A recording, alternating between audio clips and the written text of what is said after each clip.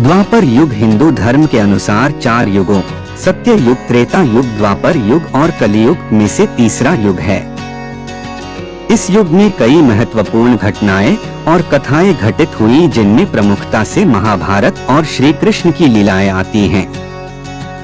द्वापर युग का कालक्रम और इसकी घटनाएं हिंदू धर्म के ग्रंथों में विशेष स्थान रखती हैं। द्वापर युग का परिचय। द्वापर युग का नाम द्वा से लिया गया है, जिसका अर्थ है दूसरा या दो। यह युग त्रेता युग के बाद और कलियुग से पहले आता है। इस युग में धर्म के 4 पायों में से 2 पायों का पालन होता था।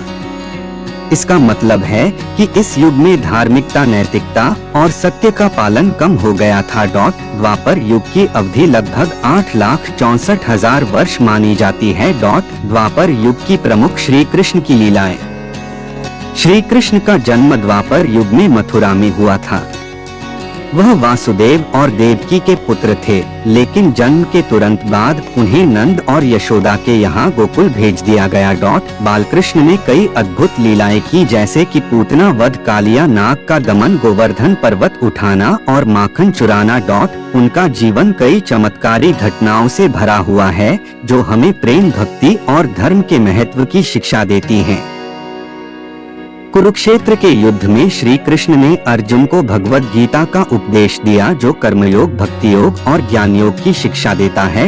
महाभारत। द्वापर युग में महाभारत का युद्ध हुआ, जो कुरु वंश के 2 परिवारों कौरवों और पांडवों के बीच लड़ा गया।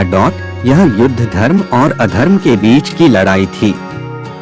युद्ध के प्रमुख पात्रों में अर्जुन, भीम, युधिष्ठिर, दुर्योधन, द्रोणाचार्य, भीष्म, पितामह कर्ण और अन्य शामिल थे।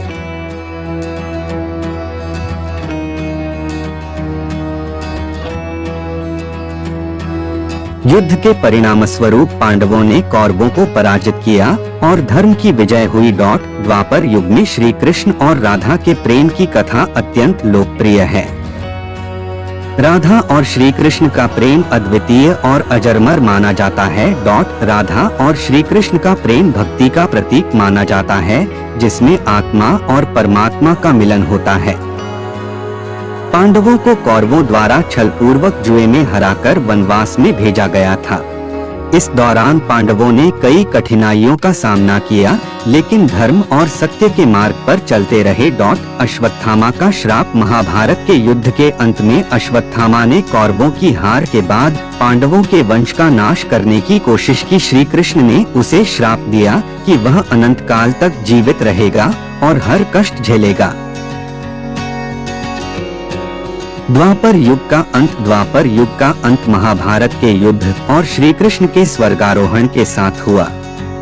श्री कृष्ण के जाने के बाद कलियुग का आरंभ हुआ, जो वर्तमान युग है। द्वापर युग की कहानियां धर्म, कर्तव्य, प्रेम और सत्य की महत्वपूर्ण शिक्षाओं से भरी हुई हैं।